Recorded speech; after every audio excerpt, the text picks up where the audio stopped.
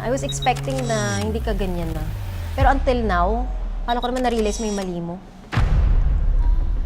Hindi kasi. The way you answer, like everyone's giving time to answer, ikaw pala sagot ka. I mean, hindi kita pinilit mag-vlog. If you didn't want, you could have responded to no things.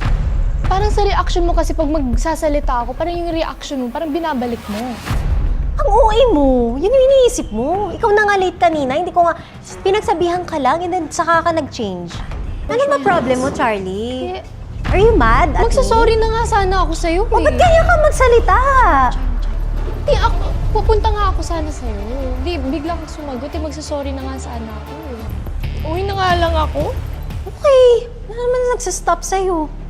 But don't be rude like that. If you have something to tell me, sabihin mo na lang. Diba? Eh, ayoko naman magpa-yak. Yan, ganyan. You always cry. Ayaw mo ko kausapin. Tell me na how you feel. Di kanina kasi sagot ako, di ba sumagot ako, yung tingin mo sa akin parang masama na eh.